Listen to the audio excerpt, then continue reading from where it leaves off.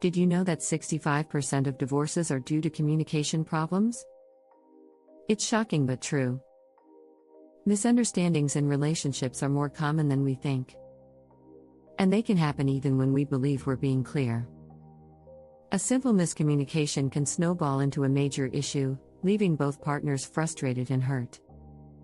But here's the thing, most of these misunderstandings are avoidable. With the right strategies, you can navigate the tricky waters of love and communication more smoothly. This video will uncover 6 powerful tips to help you say what you mean and understand what your partner really means. You'll learn how to decode unspoken expectations, harness the power of silence, and speak the language of love that resonates with your partner. Ready to turn those we need to talk moments into something positive? Stay with us as we dive deep into the secrets of clear communication and how you can avoid the misunderstandings that could sabotage your happiness. Chapter 1: The Silent Language. Understanding unspoken expectations. In every relationship, there's a conversation happening beyond the words. It's the unspoken expectations that we often assume our partner understands. But here's the catch: these silent assumptions can lead to major misunderstandings.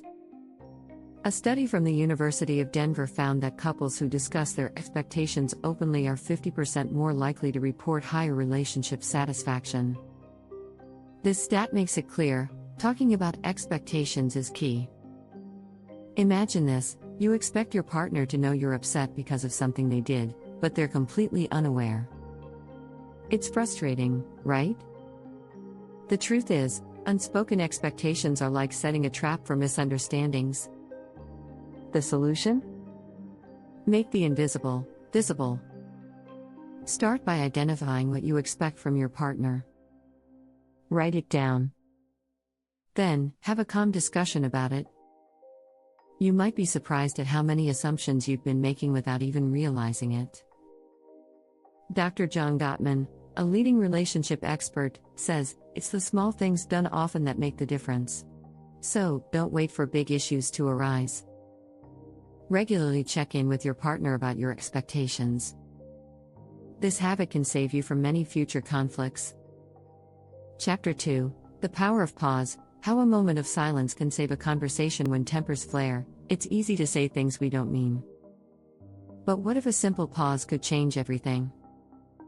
According to a study published in the Journal of Communication, taking just a 5-second pause before responding in a heated conversation can reduce miscommunication by 60%.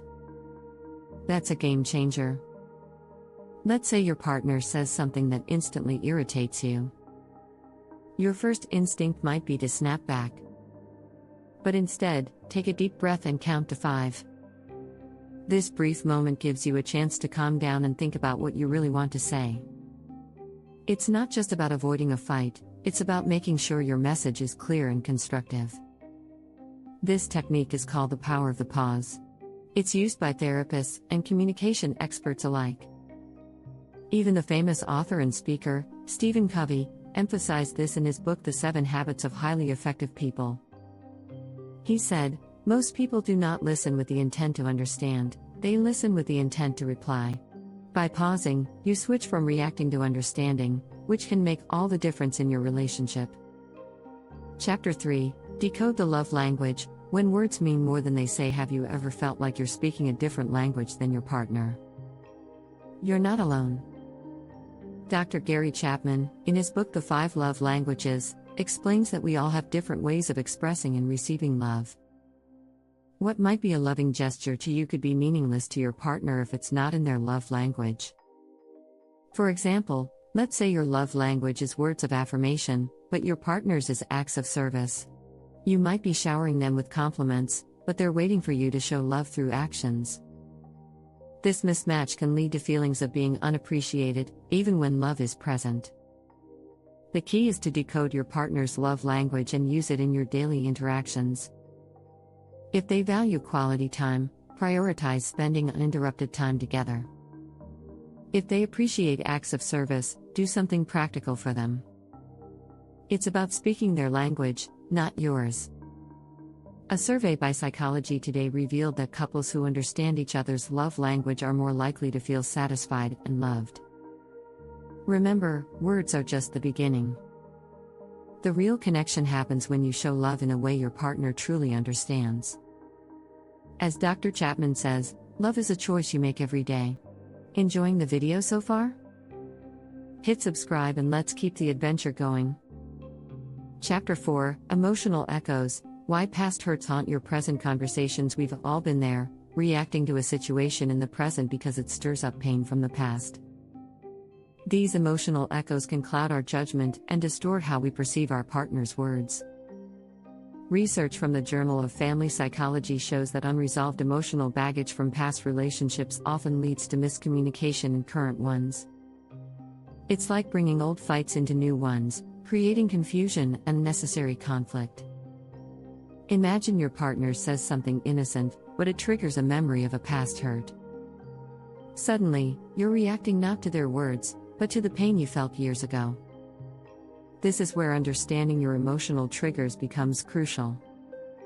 Start by identifying moments when you overreact. Ask yourself, is this about the present situation or something from my past? This simple question can help you differentiate between current and old emotions. One strategy is to openly discuss your emotional triggers with your partner. Let them know what phrases or actions might set off old wounds. This way, they can avoid them, and you can work together to heal. As the famous psychologist Carl Jung said, until you make the unconscious conscious, it will direct your life, and you will call it fate. By addressing these emotional echoes, you take control of your reactions and prevent misunderstandings. Chapter 5, The Art of Listening, Turning Down the Volume on Your Inner Voice. Listening sounds simple, but true listening is rare. Most of us are guilty of planning our response while the other person is talking. According to a study by Harvard Business Review, people only retain about 25% of what they hear in conversations. That's a lot of room for misunderstandings. One powerful strategy to improve your listening skills is to practice active listening. This involves fully concentrating on your partner, understanding their message, and then responding thoughtfully. Don't just hear their words, listen to the emotions behind them. When your partner speaks, try paraphrasing what they've said to confirm you've understood correctly. For example, say, "So what I'm hearing is." This not only shows that you're paying attention but also gives your partner a chance to clarify if needed. The ancient philosopher Epictetus once said, "We have 2 ears and 1 mouth so that we can listen twice as much as we speak." This quote underscores the importance of listening more than talking. Another tip is to silence your inner voice, that constant chatter in your mind that distracts you from truly hearing your partner. Techniques like mindfulness or even just taking a deep breath can help you focus on the present conversation. Chapter 6, Speak Their World, Using Empathy to Bridge Communication Gaps. Empathy is often hailed as the cornerstone of effective communication. It's about seeing the world through your partner's eyes and understanding their feelings.